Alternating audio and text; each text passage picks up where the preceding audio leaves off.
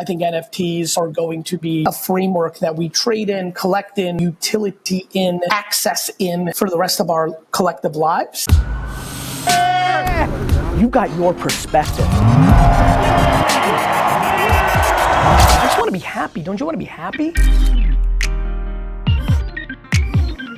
Our first guest is a media maestro, serial entrepreneur, and prominent internet personality. He co-founded restaurant reservation app Resy, which I use from time to time, and was an early angel investor in tech firms like Facebook, Twitter, and Venmo. Joining us now is Gary Vaynerchuk, chair of VaynerX and the CEO of VaynerMedia. Welcome, Gary. Welcome to the show.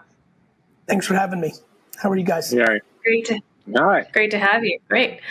All right. So, we just had Beeple on last week. We have Metakoven, the buyer of his $70 million NFT, later on in the show. Are we in an NFT bubble? What are your thoughts on that? Beeple said he thought we were. Do you agree? I do. I think that we are in a very similar place to where we were in internet stocks in 2000. I think when you have these massive transformation technology shifts, there's a moment where everybody gets excited about it. And, for me, the internet was happening in 95, 6, 7, but you started to really see the stock market embrace with those IPOs in 98, 99, and then obviously in March, April 2000, you had the collapsing of it.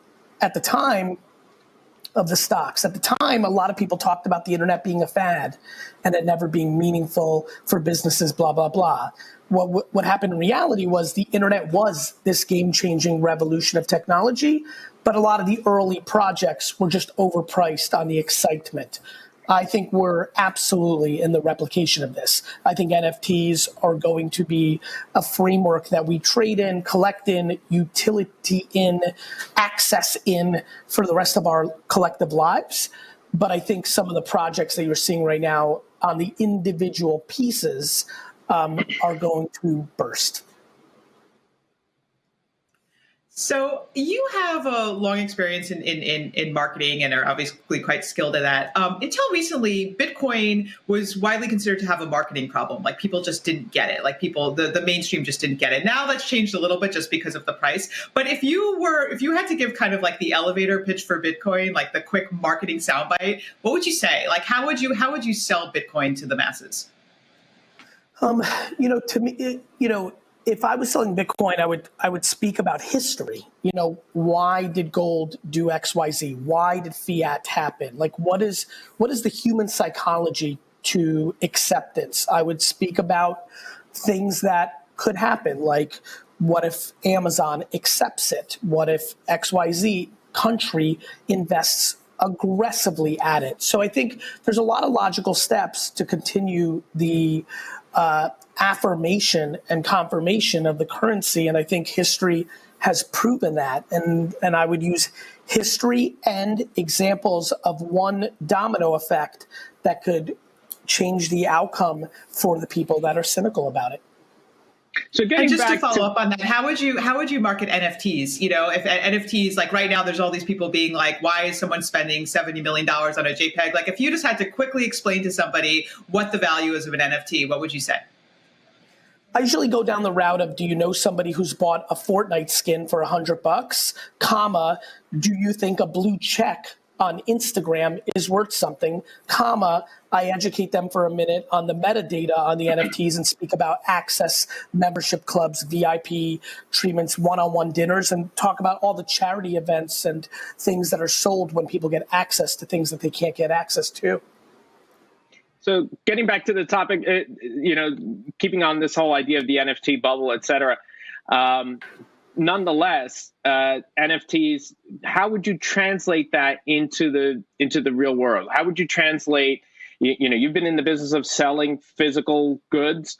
So how would you translate the NFT from intellectual property into the physical world? How will that come about?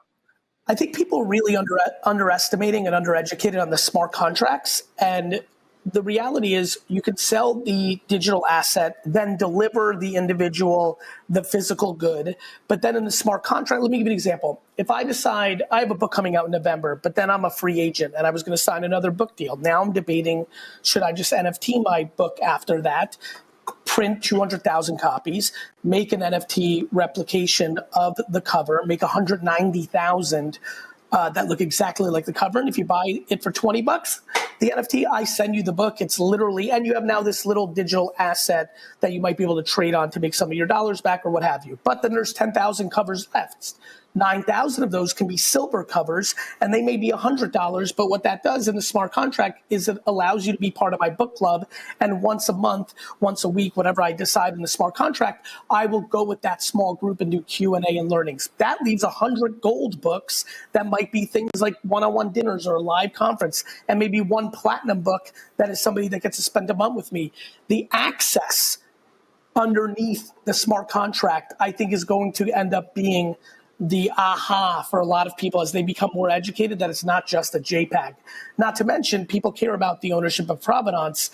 And as that becomes social currency and the way we live, it's no different than in 1999 when I told my friends that everybody would online date and they laughed me out of the room. They were unable to see the chess moves to how society would evolve. I believe in 15 years, people are going to look at people's public wallets to see what they have bought to become a conversation piece or a social currency layer, the way that logos are, the way that followers on social media are, the way that your Wikipedia or Google search results are. That's funny you say that because I'm about to do that right now with you. Gary, you tweeted in 2013 that you just bought, using Bitcoin, Google Smart Pants and had it delivered by a drone in 21 minutes. First of all, that must be a very expensive pair of pants in today's dollar terms. And second, Yes. you know, what was your experience with paying something with Bitcoin? Should it be used as a currency? What are your thoughts on that? I apologize. My experience was in 2013. Bitcoin, Go ahead. yeah, should Bitcoin be used as a currency? It is. It's not even a should. This is not about predictions. People accept Bitcoin all the time. It's already happened. The question becomes, what happens next? I think this, Bitcoin is so much further along than the majority of things that have come before it as an accepted currency. To me, I don't get to say, nor do most humans get to say what should or shouldn't be accepted. If enough people believe in it, then it becomes. I always remind people, somebody used to live in the world before gold meant anything. We didn't have great documentation, but gold was a created ecosystem. Should gold be accepted? What should be the currency of the world, is my question to you. Whatever enough of the people in the world accept, right? Humans create their ecosystems. I don't think this is a game of should. This is a game of how has it always happened. People used to trade berries for sheeps. People used to trade furs for people. People used to trade high-end wine for workers to build things. I mean, I laugh at people's naivete to think what is going on today or what we grew up with is the end-all, be-all. That's just laughable. The human race will continue to evolve. And if anything, I think it makes more sense that things that are digital become the currency as we go that route as a race. Do you see Bitcoin becoming the currency of the world that everyone will start using? And I like to answer things that I understand, and you can see the conviction I come in on the other questions. I really don't know. For me, the reason I've gone harder into NFT than, let's say, currencies is because I just enjoy it more. I wasn't the kind of person that really traded equities my whole life. I haven't spent the meaningful hours that I think other people have around really being able to answer that question. What I can tell you is people are naive, and if they don't understand that a shocking number of people have accepted this. I think there's a lot of conversation of what happens to the dollar when it goes off of the gold standards in the 70s. I think there's a lot going on with our society and our relationships with governments. And I think the ingredients are in place for Bitcoin. And, you've got to understand, if Bitcoin hits and becomes a currency of society, well, that leads to a lot of other currencies and a lot of other variables like NFTs to also follow suit. And it creates a real digital finance economy. So for a long time, people have been getting really frustrated with our current social media platforms, in particular Facebook, right? In terms of, keeping our data, selling our data, individuals having limited control over these sort of centralized platforms. But we still haven't really seen anything truly disrupt the current model, the sort of Facebook, Twitter model. I guess my question is, how do you see the future of social media? And do you think blockchain technology will play a part of it? Do you see a decentralized social media coming in the future? I do see a decentralized social media. I do think on the flip side that our great disgust with Facebook Inc.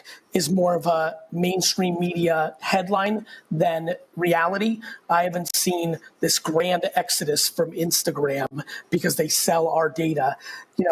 When you talk to normal people, it's like talking about DeFi or Bitcoin or NFTs. Most people speak about it from a headline standpoint, but can't actually articulate what they're so upset about. When they quote unquote sell our data, it's not like people are surveillancing our life. They're creating a scenario where we are getting more relevant advertising in our feeds based on our clicks and our actions. This great propaganda that these machines are manipulating us is laughable. You can absolutely delete the app. So, they're two separate things. I think the reason you haven't seen anything too crazy is real life humans are not so up in arms for seeing root beer ads in their feed because they like root beer, I do think a decentralized central network is inevitable because decentralization is here, right? Like the technology is here and every aspect of our society will play on top of it. So along those lines, do you have an expectation, for instance, for where the price of Bitcoin will be in a couple of years from now, based on just the overall change in the economy and how people view networks and how they trade currency, et cetera? What's funny, my friend? I don't tend to predict. I'm very good at seeing something and then tasting it, using it, and having observations. Here's what I will say. I will say that I don't believe there's a middle ground for Bitcoin. I think it's so far advanced that unless you have government involvement, I think it will continue to go up.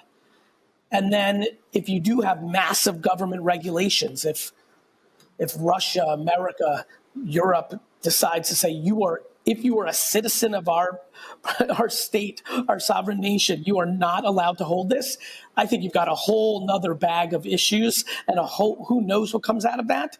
But I don't think there's this middle ground for a very long time. I think you got another decade max of potential middle ground, and then it's going to space, or you're going to have real interesting unrest between citizens and sovereign nations.